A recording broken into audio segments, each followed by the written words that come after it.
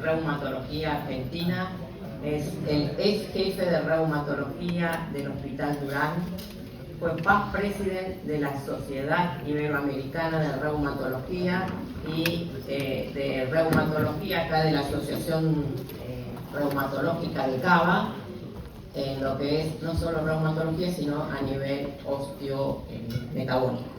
Un placer. Bueno, he invitado internacional porque se la pasan por congresos en el mundo.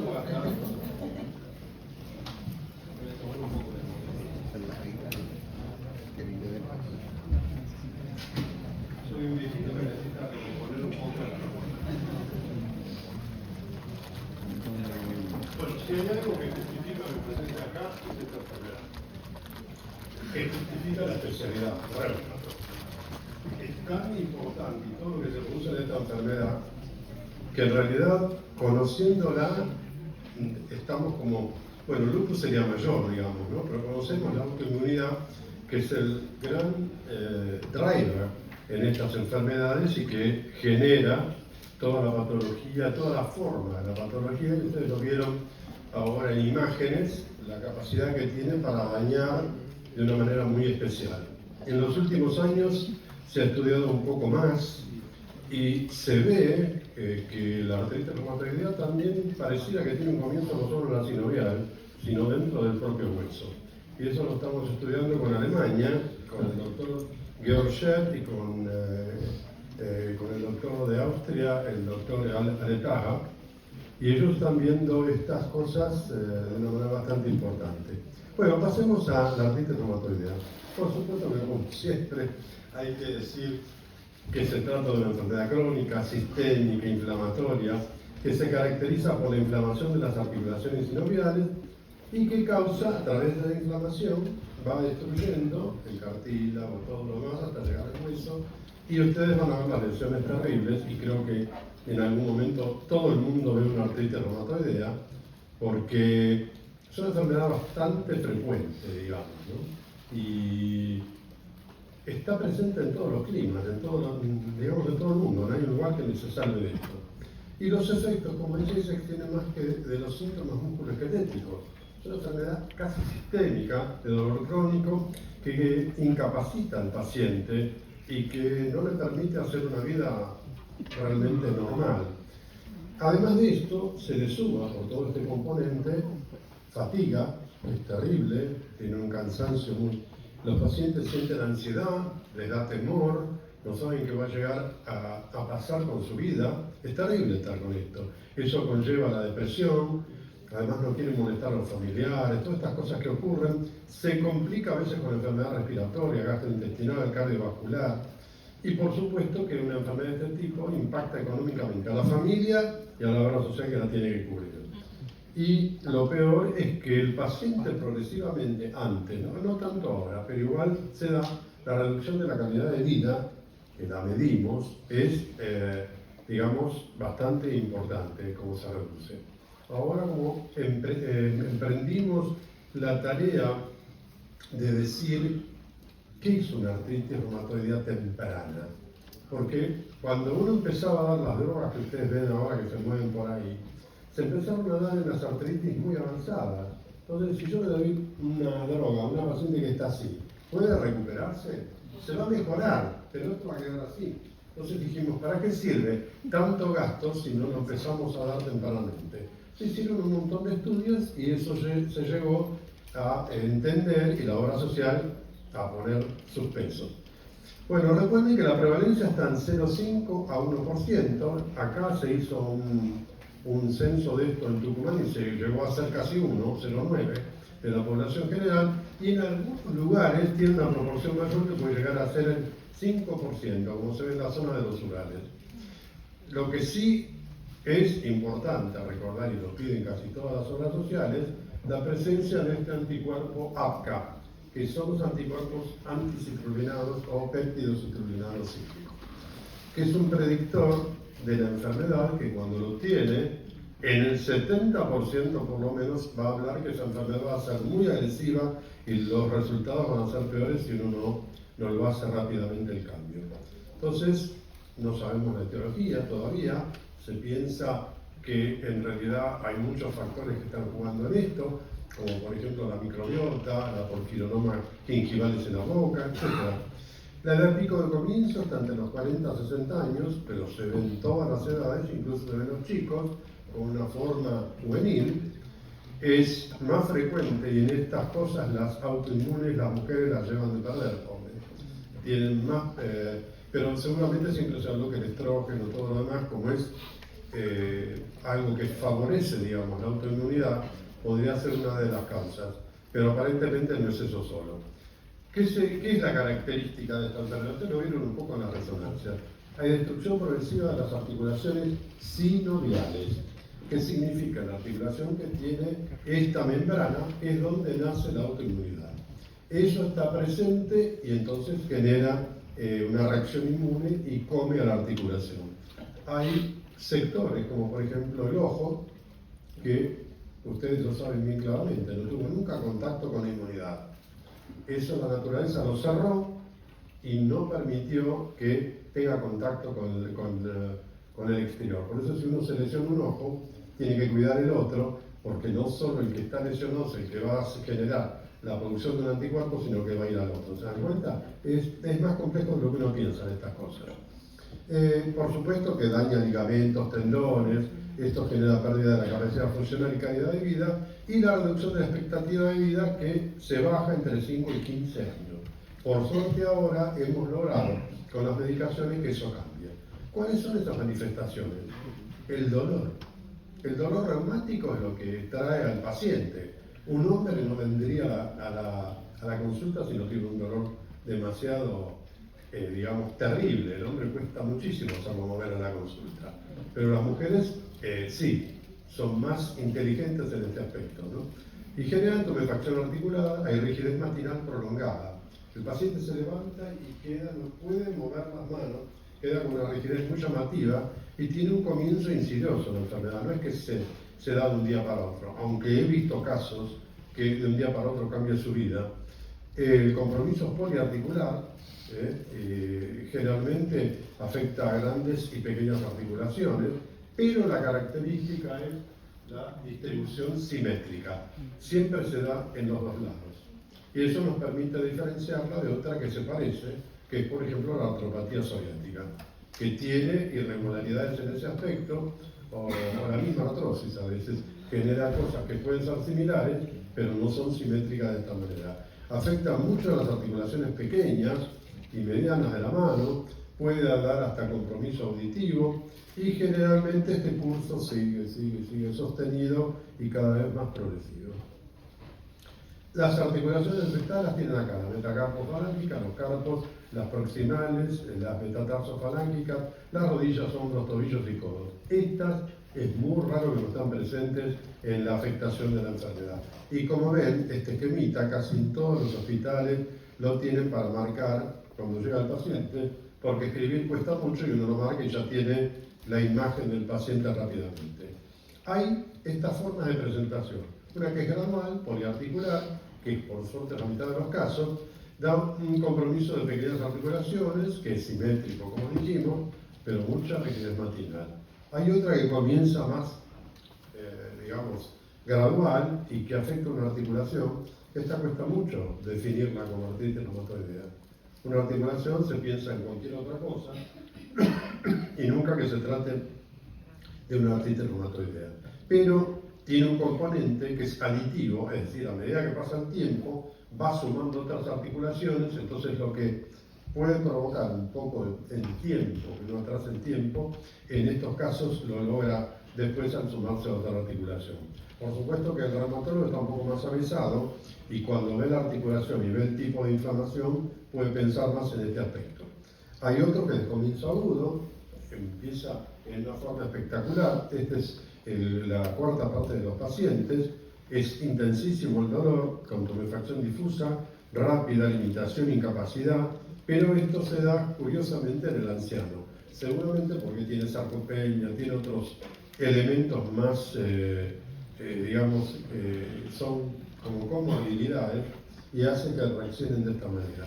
Y está la otra que puede confundirse hasta con una gota, que es una monoartritis aguda, que es muy poco frecuente, yo vi poco, pero lo más común es que pueda simular una sepsis. Uno tiene temor a dos puntos esenciales, la sepsis o el ataque de gota. Pero depende de la articulación afectada. Ojo que la gota no es siempre en el dedito, ¿no? Puede dar en cualquier lado. Y en la embarazada ni les cuento, le llega a dar un ataque de gota, le dan cualquier lado. Y después se hace con una evolución poliarticular. Hay un patrón monocíclico, uno policíclico y un progresivo. El policíclico es el 70% de los casos, es intermitente, con curso sostenido, sube, baja, una cosa así. El otro es monocíclico, da un ataque, pasa una remisión y por ahí no tiene más la enfermedad. Eso lo hemos visto. Tiene como un pequeño ataque, posiblemente la propia persona tenga alguna cuestión genética o inmunitaria que hace que frene esto. Y hay otro que es el patrón progresivo, que este es lo que se llama la artritis maligna, porque es progresivo, por suerte es el 10% de los casos. Por supuesto, esto provoca deformidades articulares como subluxaciones de la metacarpofalángica, ustedes vieron todos esos dedos, el cuello de cisne, desviación cubital, la deformidad Moutonnier típica, las rupturas tendinosas, ahí está. Yo no sabía que tomando las rueditas iba tan rápido. Después quistes sinoviales, neuropatías compresivas, subluxación atlantoxóida, que eso sí es muy peligroso y puede generar una platibacia, impactarse el cráneo sobre la columna cervical. Eso es una urgencia y eso va con el neurocirujano a algo quirúrgico. Esta mano, ¿tienen duda de que es una artritis reumatoidea o piensan en otra cosa ustedes? ¿Qué es? Tiene todo lo que yo dije. Tiene componentes, fíjense, a ver si lo pongo acá. Ahí está. Fíjense acá, pero es fatal esta ruedita. Bueno, no me llevo ni con la ruedita. Ahí está. No la toco, la dejo así. Entonces, fíjense en las desviaciones cubitales, que se van para cada lado, no es hacia el otro lado. Por eso los ejercicios que tenemos que hacer es llevarlo en forma contraria. Algunos deditos muestran también sus alteraciones claras. Y eso es típica, es una mano que uno, digamos, lo ve, y no es una artritis de comienzo. Es una artritis que ya tiene varios años. Nadie tiene un problema de hacer un diagnóstico así. Pero llegar a esto es una falla nuestra, porque uno debe reconocer la enfermedad antes para evitar que llegue a esto. Va a haber el pie, ni les cuento, siempre lo dejan de lado y hay una pronación, hallux valgus, bursitis, caída de la cabeza metatarsiana, la gente no puede ni caminar, dedos en martillo de garra, bursitis, tendocaliana, formaciones de espolones subplantales que duelen y ustedes ven en la cara de los pacientes las dificultades que tienen. Y después están las otras que son terribles y que son muy difíciles de manejar porque además se les suma todo el componente psiquiátrico al paciente. Es la fatiga, la rigidez espinal, los nódulos subcutáneos, la escleritis, se le suma un síndrome de ojo seco, un síndrome de Sjögren, puede haber linfadenopatías y hasta vasculitis. Esto ya no lo vemos tanto, porque como uno trata a tiempo y en una artritis de comienzo, estos casos no se ven. Pero después pueden tener neuropatías periféricas, pleuritis, fibrosis pulmonar, pericarditis, esplenomegalia, síndrome de Felty, amiloidosis, todo lo que ustedes quieren lo tiene la artritis reumatoidea. Esto se ve en las artritis viejas. Yo tengo pacientes de más de 50 años que tienen artritis, que por suerte, cuando uno le da los biológicos, logran vivir, pero tuvieron toda esta discapacidad enorme que, digamos, le ha deformado. Yo no puedo volver, digamos, a ponerla bien. Con el cirujano tratamos de arreglar alguna articulación o algo, pero el componente dañado en las manos es difícil. Entonces puede haber anemia normocítica normocrónica, porque hay una tremenda eritropoyesis inefectiva, hay trombocitosis, trombocitopenia, que puede constituir un síndrome de Felty, eosinofilia, linfadenopatías, y este es otro punto importante. Como va acompañado a veces con el ojo seco, va a estar presente una queratoconjuntivitis zika, una episcleritis que puede ser nodular y difusa, escleritis y escleromalacia perforan, que lo veíamos hace más de 50 años en los hospitales. Yo les comento que hace 50 años, cuando estaba en el hospital, llegaban los pacientes no podían caminar, los traían en camilla, ni siquiera en sillón de rueda, los traían en camilla. Entonces, tener pacientes así, en lo que uno tenía en ese momento era para darle oro o para darle alguna medicación de este tipo, era terrible. La verdad, en esto hemos crecido positivamente. Lo pulmonar se da pleuritis, nódulos pulmonares, nodulosis, el síndrome de neumoconiosis, que es el de Kaplan, lo conocen bien, fibrosis intersticial difusa, bronquiolitis obliterante, bronquiolitis constrictiva, o sea, es tremendo. La vasculitis generalmente uno lo empieza a ver porque además de notar la alteración que se ve en la piel, el paciente refiere fiebre, pérdida de peso, va a tener muchos fenómenos Raynaud, lesiones cutáneas isquémicas, hay necrosis digital, úlceras crónicas en la pierna, va a haber una mononeuritis múltiple, seguro que hace una neuropatía periférica típica, erupciones de la mucosa gastrointestinal, los pacientes toman todo lo que tienen en la casa, están desesperados siempre. Se puede generar arteritis mesentérica, coronaria o renal. Con este esquema pueden tener cualquier cosa.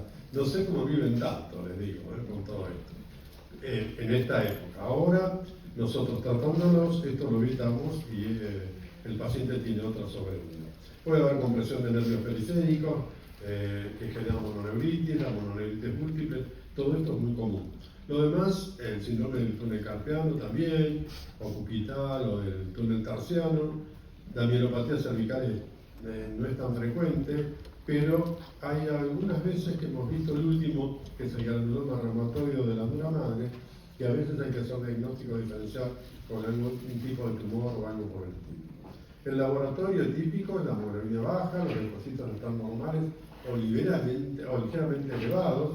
Piensen que estos pacientes vienen a veces con fiebre y puede ser, tiene un síndrome como de impregnación casi. Las plaquetas, otra vez toqué la rodilla. Las plaquetas están elevadas con enfermedad activa y están mejores cuando la enfermedad se la controla, así que para nosotros nos sirve mucho porque eso, cuando uno está tratando bien al paciente, sabe que el valor de las plaquetas se mantiene bastante bien.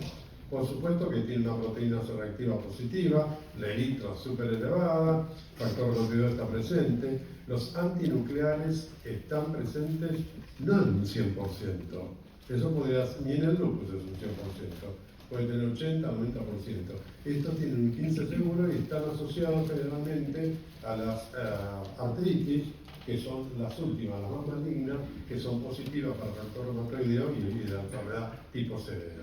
Lo que sí está presente es esto, que es el anticuerpo antipéptido citrulinado, que esto lo piden ahora todas las obras, primero porque queda bien, parece que estudiaron mucho, y en realidad es cierto, porque, claro, como el doctor me tiene que pedir esto para que yo le dé el medicamento. Sí, es cierto, la antipicancia. Lo que no saben para qué, pero les encanta. Pero uno lo pide porque si encuentra el anticuerpo, sabe que esa artritis va a ser tremendamente erosiva y va a ir muy, muy rápido. Entonces eso es como si les da positivo, obligan a la obra social a que le den el medicamento caro. Y hablar de esto es hablar de 9 millones de pesos por mes para el paciente. Así que no es ninguna pavada. Las inmunoglobulinas están elevadas, las tres más comunes, IgG, IgA y IgM, y el líquido sinovial muestra un líquido inflamatorio. La patología va a dar inflamación sinovial con tuberfacción de parte blanda, derrame del líquido sinovial, hiperemia, daño cartilaginoso, óseo, destrucción de hueso y del subcondral por el panus.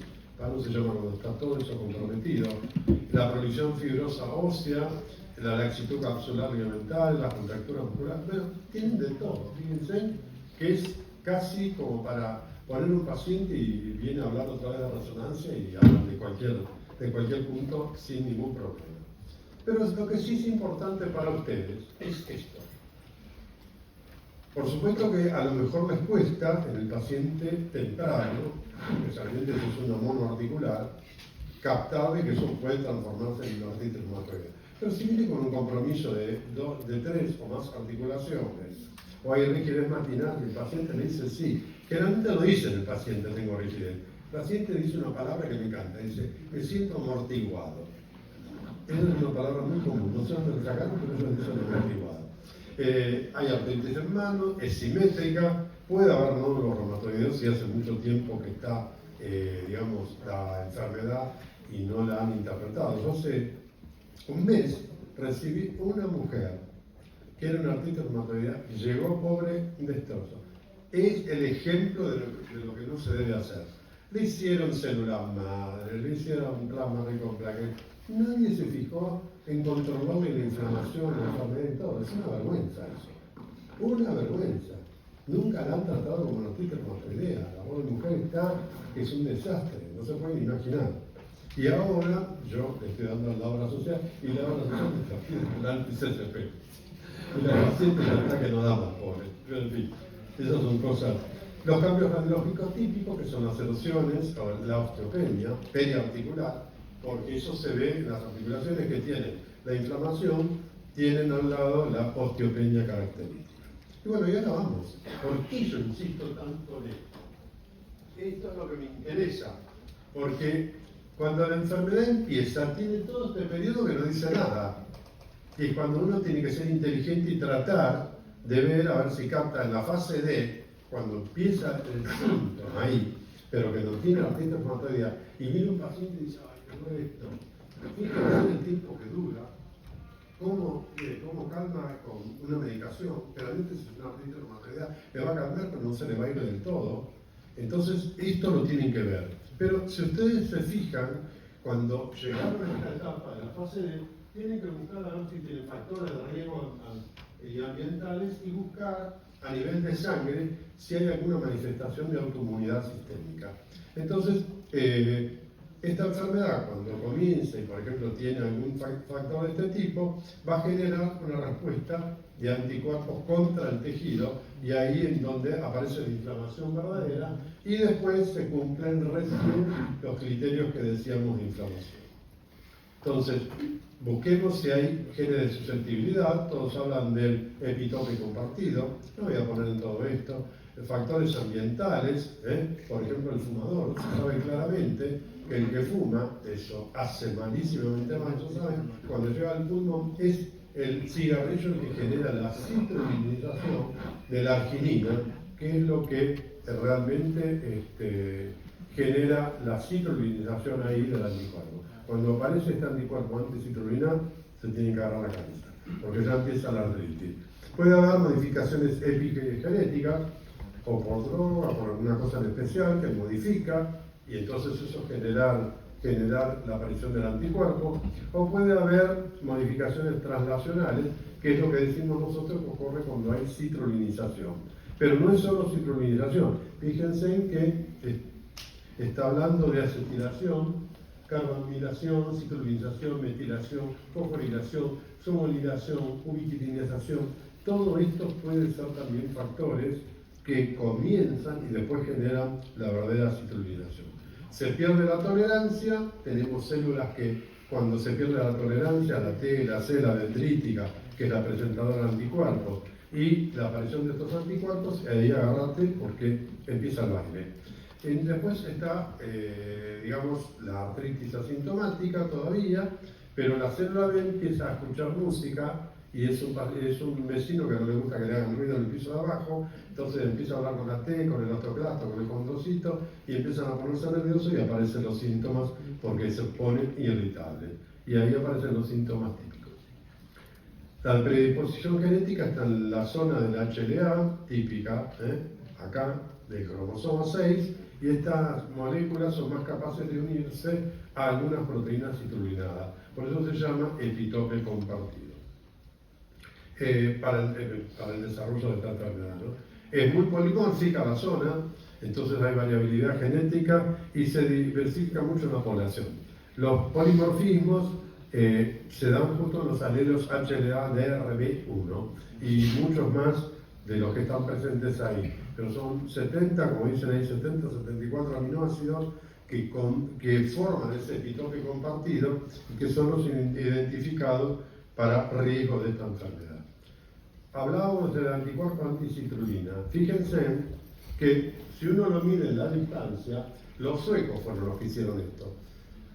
Se les ocurrió, tenían una heladerita y dijeron, ¿por qué no empezamos a colectar sueros de la gente? Sueros de gente normal. Entonces empezamos a sacar a toda la población, que cuando se les pone algo en la cabeza lo hacen, y los dejaron ahí. Entonces empezaban a venir después a los años enfermos y tenían su suero, y cuando lo iban a ver resulta que ellos venían donde dice 0, que es la aparición de la enfermedad, acá, y cuando medían, resulta que antes ya le estaban marcando estos anticuerpos y el paciente no tenía ningún síntoma. ¿Se dan cuenta? Esto no significa que sea siempre enfermedad, porque APCA lo pueden tener cualquiera de ustedes y no genera enfermedad. Debe tener otros componentes para que genere una enfermedad. Pero curiosamente, hasta 15 años antes tenía la aparición de un anticuerpo.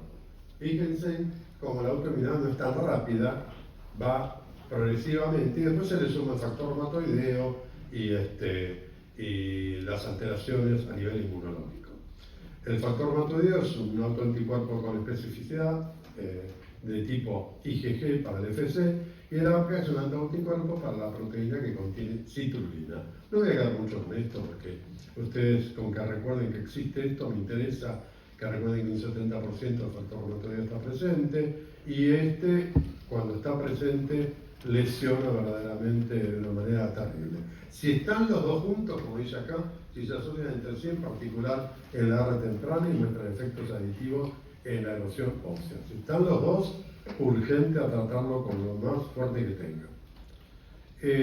¿Qué pasa entonces? El objetivo principal que tenemos es tratar a la edad temprana, porque si uno lo trata teniendo todo este esquema que vimos, no esperando a que se lesione, ahí hacemos algo bien. Y de hecho ahora los pacientes, yo tengo pacientes que le empecé el tratamiento y están perfectos, tienen una vida normal. Claro, para la obra social como que no le gusta gastar ese dinero, pero nosotros no lo curamos, esta es una palabra que no me gusta, detenemos como si está curada la enfermedad, la ponemos en el freezer y esta enfermedad no evoluciona. Eso es bastante importante.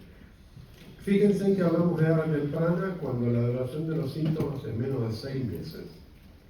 No es tan fácil a veces, una artritis reumatoidea, saber que se trata de una artritis reumatoidea. Los otros no dan una definición verdadera, pero hacen la referencia temporal.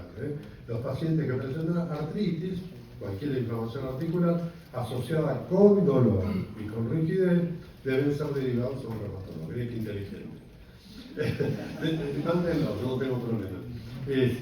Durante las 6 semanas posteriores al inicio de los síntomas. Bueno, esto lo digo porque son tonterías que me parece que no tienen demasiada. Después nosotros tenemos algunos scores, como el HAQ, que es el Head Assessment Questionnaire, que medimos ciertas preguntas a los pacientes y de acuerdo a la capacidad que tiene para moverse, para abrir, por ejemplo, un paquete derecho, para subir ciertos elementos, todo esto es bastante importante para saber cómo va manejándose el paciente. Y además, no mide eso solo, sino la presencia de los anticuerpos y las erosiones óseas por radiología. Fíjense que ahí se pelea. Colegio Americano es una cosa, Eular dice otra, pero en realidad es lo mismo, pero cada uno quiere tener razón. Entonces, están en las guías, yo no voy a insistir en esto porque es muy difícil. La cuestión importante acá es que nosotros con esto creamos este título, T2T, que es Treat to Target. Tanto el Eular como ACR recomiendan una estrategia de este tipo. ¿Y qué significa con esto? Que uno trata de alcanzar un objetivo de remisión, como dijimos, que es como si estuviera en el freezer, o de baja actividad de la enfermedad en cada paciente. ¿Y eso para qué? Para evitar el daño irreversible que se produce en el primer momento de la enfermedad. Cuando uno agarra la enfermedad temprana y con factores mal pronósticos, tenemos una actividad moderada o alta, es un paciente que debe ser tratado con un biológico porque ese paciente va a lesionarse realmente. Si uno encuentra la positividad de los dos anticuerpos, no puede esperar. Si espera, está haciendo un daño al paciente. Por supuesto que el metotrexate sigue siendo la droga básica si uno quiere tratar al paciente. Uno lo da, por ahí comenzó a andar bien, porque no necesariamente la enfermedad sigue siendo muy activa o muy severa en los primeros casos, y uno a lo mejor le da el metotrexate, anda muy bien el paciente, se le van los síntomas durante un año, 2 o más, y después empieza a haber una actividad y ahí es como que tiene que ser aditivo con la terapia y no esperar. Entonces, recuerden, de esto me interesa, hablamos de temprana cuando es menos de 6 meses de inicio de la enfermedad. Pero esto lo voy a pasar por alto. Hay necesidades insatisfechas, entonces lo que apuntamos es esta ventana de oportunidad. El Treat to Target hace eso. Voy a esa ventana de oportunidad. Ese es el momento para tratar al paciente y el paciente se lo reconoce de una manera increíble porque se siente fantástico enseguida. No más de 3 meses, pero el paciente es como que está, a lo sumo puede ser 6 meses que tarde en algunos casos, pero es así. Y muestran, como dice ahí, el 75%, una significativa inflamación articular de daño nocivo irreversible dentro de los 2 primeros años de la enfermedad, y uno si lo trata, eso lo logra manejar. ¿Cuál es la secuela de estos anticuerpos? Es lo que hablábamos antes. Cuando uno compara, fíjense, los APCA negativos y los APCA positivos, hablamos de péptidos citrulinados cíclicos, fíjense que los que son positivos, que están contra allá, el hueso no es igual, se lesiona mucho más, y todas esas lesiones que mostraba el doctor en la resonancia y lo demás se ven claramente. O sea que uno puede estar más tranquilo si el paciente no tiene la presencia de ese anticuerpo y puede tratar con metotrexato, funomida, alguna otra droga, sin llegar al biológico, que cuesta, porque además por ahí la obra social le dice, doctor, ¿me puede dar esto? Y ahí vemos cómo anda. No te lo niegan, pero te dicen eso. Entonces hay que tener presente ese punto.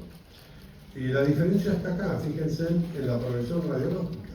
Cuando uno sigue a los pacientes, a los positivos, contra los negativos, claramente los que tienen el anticuerpo se lesionan mucho más del doble por tener la presencia del anticuerpo. Entonces no podemos estar esperando, y esto una holandesa que era Desiree van der Heide, fue la que vio esto y empezó a estudiarlos, mostraron realmente estas diferencias. Tuvieron un puntaje de erosión tremendo. En el tiempo ocurría lo mismo, como en acá, tanto a nivel de la cuestión lumbar como en cadera. Y la síntesis de todo esto que estamos hablando es que la producción de autoanticuerpos puede contribuir directamente a esto, y la detección de estos anticuerpos puede permitir un diagnóstico y una intervención terapéutica mucho más precoz. Esto se asocia claramente a más daño y la doble positividad mucho peor, así que va a la carga erosiva de la enfermedad y hay que actuar rápidamente, ¿no? Entonces, tienen mayor riesgo, por supuesto, para aumentar la mortalidad del paciente y hacer todas las complicaciones. Y, la prevalencia de la reactividad de este anticuerpo anticitrullina difiere de diferentes subgrupos de pacientes no tratados antes con DIMAR, como el metotrexate o la leflunomida, según el estado del paciente. Esto, yo tuve que poner otra porque no me agarraba en la anterior.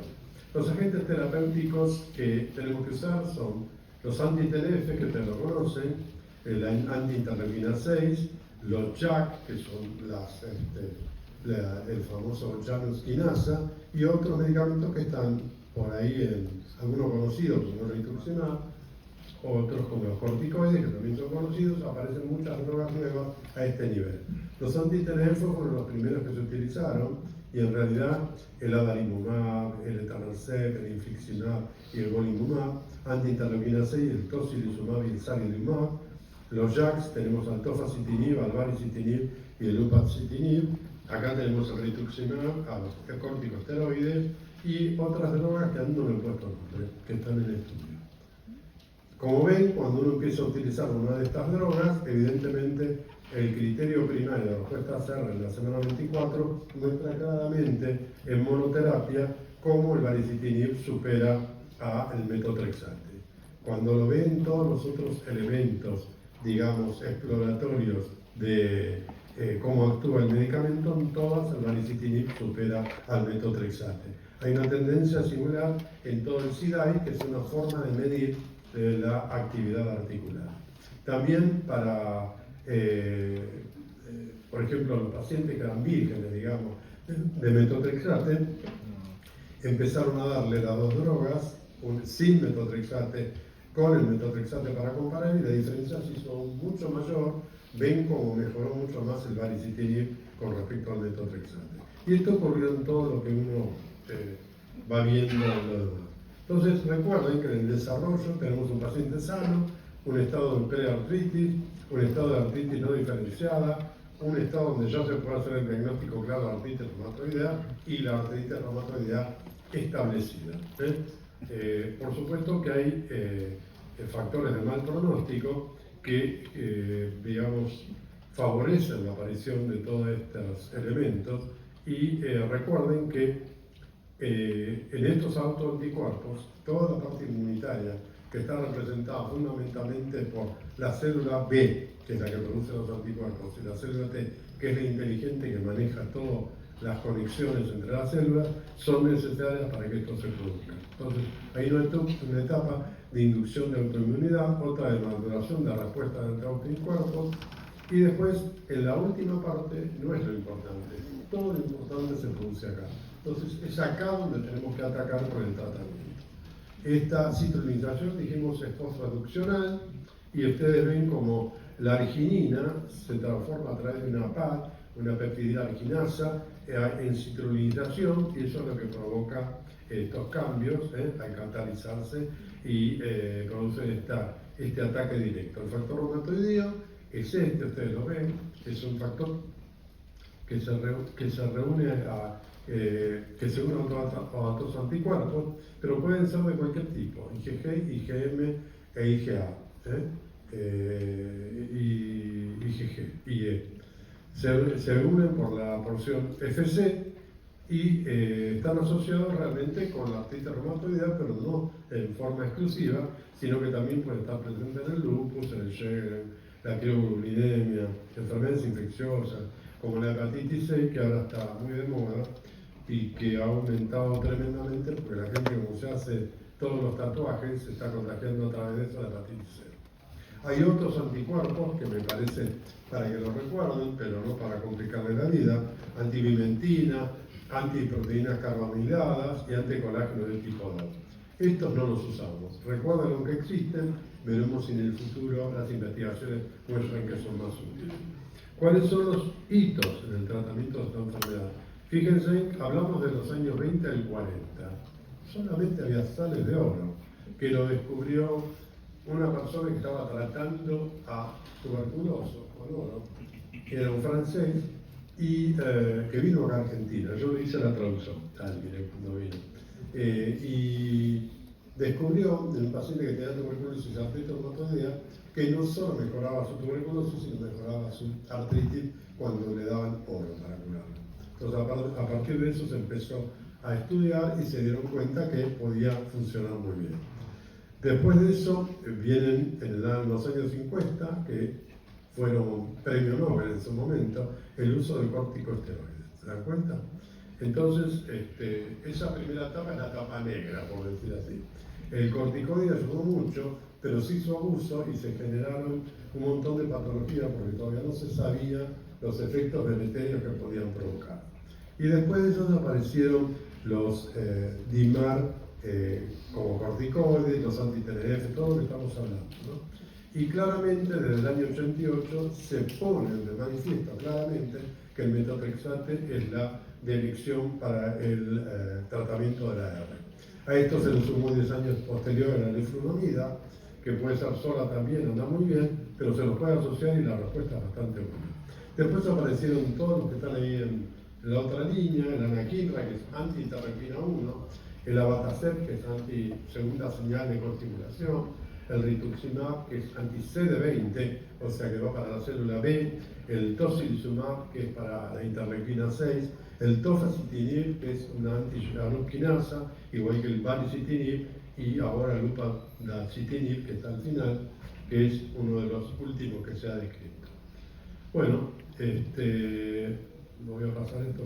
¿Cuáles son los factores de mal pronóstico? Los ambientales, cuando hay una enfermedad articular, cuando hay erosiones severas, cuando tiene la presencia de autoanticuerpos, cuando hay marcadores genéticos y lo puede hacer, como el epitope compartido, cuando hay un HAC muy alterado, como muestra ahí que solo toman, hasta la enfermera lo puede tomar, porque y en Estados Unidos lo hacen las enfermeras, o los marcadores que tenemos a nivel inmunitario. Esos factores hacen que uno tenga, ¿cómo les diría?, que actúa de una manera bastante importante. Entre lo extraarticular tenemos la presencia de nódulos reumatoideos, la vasculitis de AR, el síndrome de Felty, y esto puede ocurrir en el transcurso de la AR, como dice ahí, en menos de la mitad de los casos. Es, por supuesto, más común cuando la enfermedad es activa y está asociada con mayor mortalidad. Uno puede ver las erosiones óseas en la radiología, es un poco más tardío, por eso ahora cuando uno está en estas primeras etapas, a veces tiene que caer al ecodoppler o a la resonancia, que lo muestran mucho más precozmente para poder darle la medicación en su tiempo, ¿no? Marcadores de inflamación, los más comunes son la nitro, la PCR. Esto no pongamos en cosas más complicadas, pero sirve mucho y lo que nos pide la obra social. Cuando hacemos las recomendaciones para el manejo de la AR temprana, vemos que si no hay contraindicación para metotrexate, utilizamos el metotrexate, que podemos utilizarlo desde 7,5 hasta 25 miligramos. Este último se da subcutáneo, nosotros puede ser oral.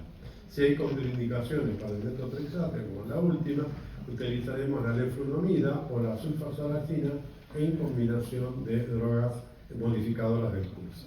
Se puede dar pequeños cursos de glucocorticoides en los casos que tienen mucha inflamación y actividad de la enfermedad. Si hay logro de la remisión dentro de los 6 meses, se continúa con metotrexate, y si no, se adapta la estrategia y se le suma, por ejemplo, leflunomida o ANA, y se tiene que continuar en el caso de que esto ocurra. La fase 1 terminó allí y la fase 2 muestra que ante el fracaso o por falta de eficacia o toxicidad de la fase 1, uno tiene que agregar otro DMARD biológico o un inhibidor de JAK, y si eso no lo mejora, como está acá, a los 3 meses o blanco de los 6 meses, uno debe pasar a otra etapa, y porque está en presencia de una artritis de evolución maligna. Así que no siempre logramos, no hay un 100% de los pacientes que funcionan. A veces hay que pasar varias drogas o cambiarlas, incluso dentro de los anti-TNF, porque algunas dan resultados para una y otras no. Ya les mencioné todos los que están presentes, y de hecho las obras sociales lo saben eso. Entonces, con que yo dé un anti-TNF no significa que no pueda volver a dar otro anti-TNF, porque cada uno tiene una variabilidad en su actuación. Por ejemplo, yo estoy dando, digamos, un IRA, que se da dalimumab, que es una molécula especial. Yo esto con una embarazada o con una no puedo darlo, pero sí puedo dar el certolizumab pegol, que es una porción más chiquitita de esto, que está pegilada y evita pasar a la placenta y hacer algún problema a este nivel. Así que la embarazada en este momento también puede utilizar una droga y no sufre durante su embarazo. Los 3 principios entonces es apuntar a una mejor atención y basarse en una decisión compartida. Siempre el paciente y el traumatólogo son especialistas que deben atender principalmente a los pacientes con artritis temprana, y el diagnóstico definitivo en un paciente con AR temprano solo se debe realizar después de una revisión muy cuidadosa de antecedentes y examen clínico. Recuerden que estamos en una artritis de menos de 6 meses y que pueden equivocarse y ser otra enfermedad. El algoritmo ya se lo mostré, así que no vuelvo a dar lo mismo. Y si meto la mano en la boca de la verdad, no sé si miento, pero les digo la verdad. Esto es lo que ocurre, esta le saqué a la broma, por eso la puse. Vengo de ahí, estoy con sueño, con todo por el viaje, pero bueno, más o menos es así. Así que realmente esta enfermedad merece todo el cuidado de ustedes. Cuando reciben esto, yo diría que pasen a reumatología inmediatamente, porque una enfermedad bien tratada le mejora la vida espectacularmente. Mal tratada la llevan a tener muchas complicaciones a la navegación. Bueno, perfecto en esta primera parte.